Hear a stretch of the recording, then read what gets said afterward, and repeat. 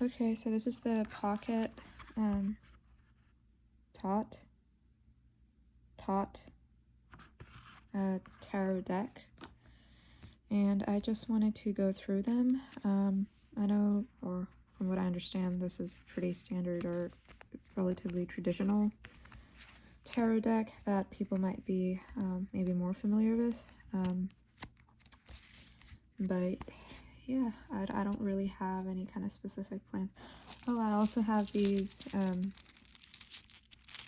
crystals or whatever that I've collected over several years that I thought were pretty. I don't know if they necessarily, if I associate any kind of energetic charge or anything with them. I don't think I do, but I just like them. But yeah, they're here in this box where I keep this one as well. Here's the Fool. And I don't necessarily, when I look at tarot, especially the more complex, cleaner even, abstract forms, like if they have, you know, so-called symbolism, things that can be interpreted in multiple different ways, and they have very complex sort of arrangement going on in the actual picture, the painting or whatever, I prefer those. I don't necessarily use sort of, I guess what, say, Carl Jung might refer to as a archetype kind of definition for them, but at the same time, obviously these basic ideas can still influence what I make of them. Yeah. So I just kind of let my unconscious, or whatever you want to call it, that sort of part of the psyche or whatever, that might be the same places that dreams come from. Just kind of let it run wild almost. Try to close my eyes and see where this image takes me internally. Yeah, that's what I do with tarot.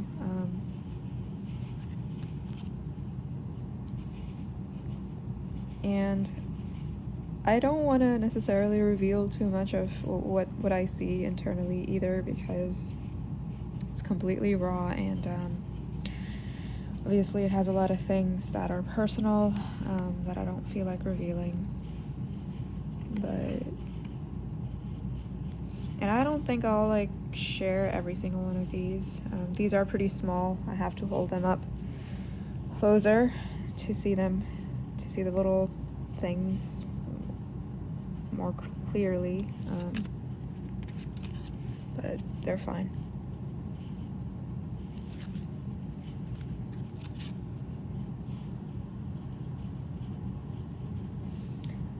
It's very Egyptian.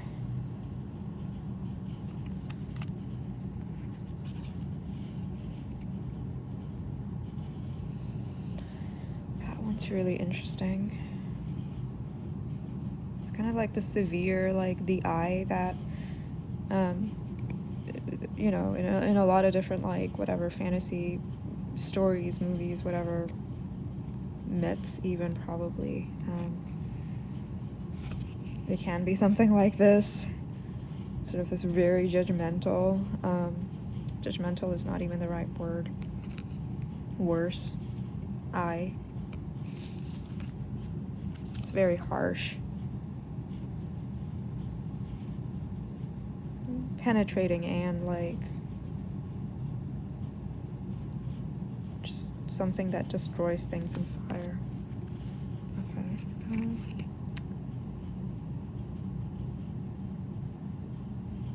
That's interesting.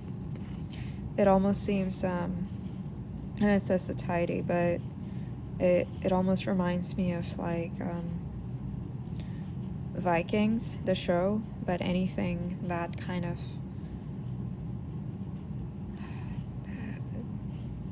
I don't want to say medieval because that's a very like depends on where in the world you are, what part you're talking, but yeah, just old in that way, very old, primal, yeah, and especially the little horns probably, but also the way that this is arranged, it almost seems like it reminds me of anatomy or organisms, or just something about this image does.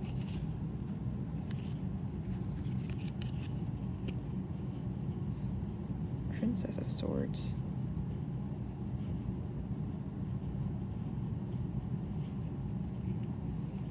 First thing, of course, her wings are very delicate, paper-like. They are paper.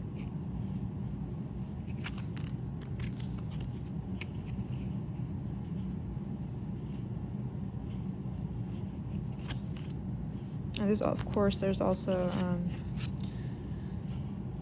astrology represented in here. Astrological sign that Aries. I don't remember which one that is, but yeah.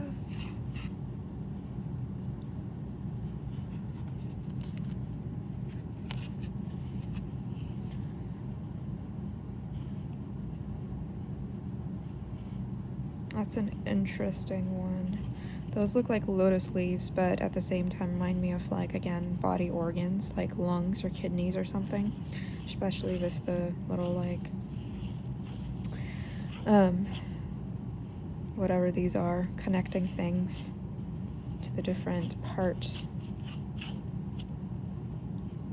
Kind of almost reminds me of, like, I know it's so random, but dialysis or something. And, like, these little cups are filtering through something. Yeah, okay. Try not to talk too much.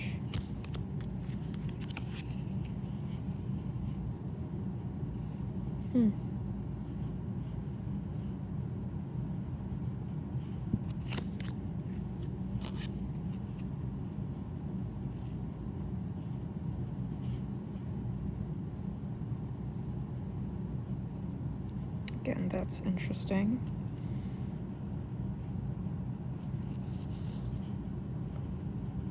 That reminds me of the images from biology talking about cellular division and things like that, and how there were these, like, little nodes on each end, and you had the chromosomes or whatever.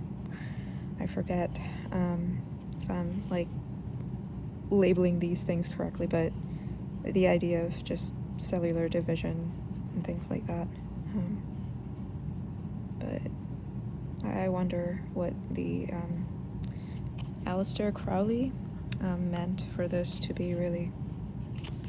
And it also comes with a little booklet, and it has, like, very, very little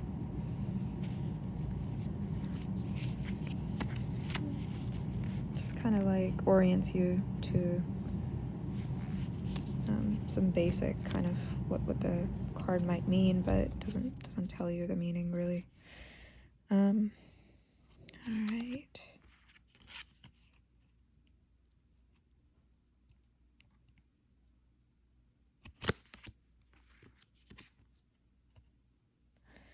I'll try not to keep this longer than 10 minutes. It doesn't need to be, because I could keep rambling on for an hour, trying to tell you what I see in each card. That's the first time I've seen this kind of, like, almost, like, copyright or whatever, image repeated on the back or front or whatever.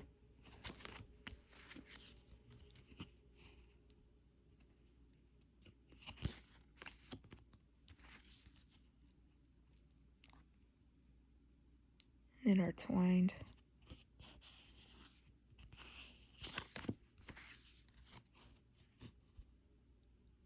It's a very classic emperor. With some additions, of course.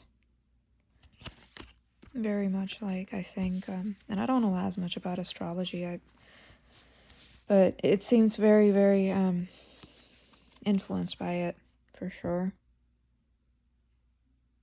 In fact, it almost reminds me And I haven't looked at that very deeply, but some of the drawings of Jung in the Red Book that I think he apparently made when he was potentially under some sort of a psychotic break. I don't know. I don't remember exactly, but yeah. First thing I thought when I saw this, for some reason, is Doctor Who.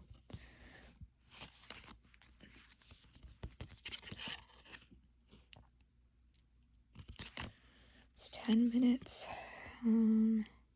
Just show a few more.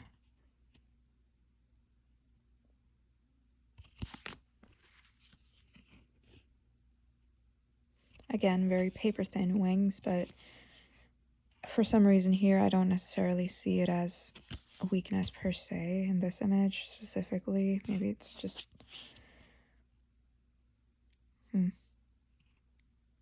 Because it's shown as this person's kind of heading straight into something, but they may or may not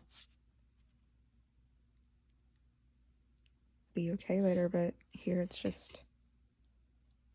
they're just heading. And yeah.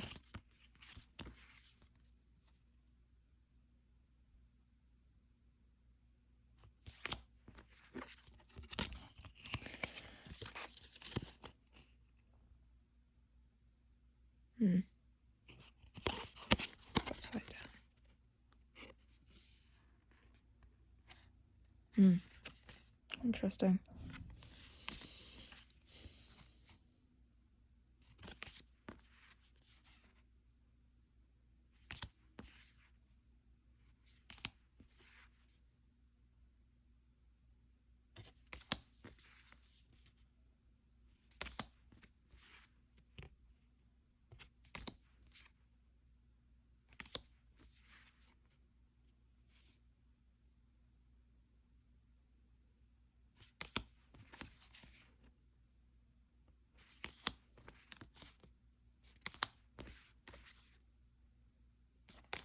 You see, like, I could draw one card from this pile. Even one of the... I don't know if I should call them simpler, but something like this has repeated elements all over. Instead of, like something more singular. But yeah, I could draw any of them and could potentially spur something insightful. I could keep doing this multiple times probably and not run out of fuel for digging into that aspect of me, something that is a precipitant for that, I guess. Just because of the way these are created. It's very interesting, abstract, complex, but at the same time symbolic, or probably what's meant by archetypal. So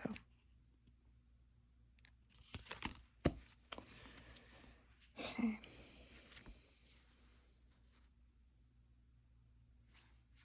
Queen of Swords.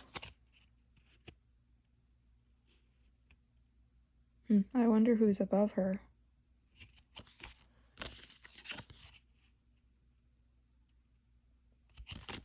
Some of these are very fantastical, almost. And a lot of these are just sort of very mythological, primal, or like they have this very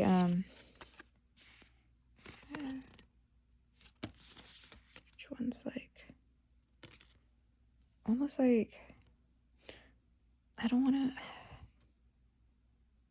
even know if it makes sense, like Christian, and not just in the sense of like the religion, but it's like a cultural essence of that seeping into it. It's the best way I can put that. But that's not all. Some of these are different too from that, but that's what I see. It just reminds me of all the... yeah. Just suddenly reminds me of those like stained glass, I don't know how don't know what they're called, or I forgot what they're called, that you see in churches that are very pretty. Something about the way these are made, the aesthetic of it, not just the aesthetic, but the way the author might potentially conceptualize or view things on a very visual, nonverbal, whatever you want to call it, level.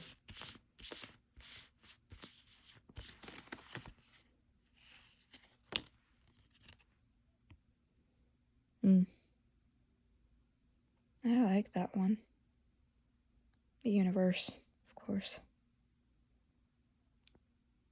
Alright.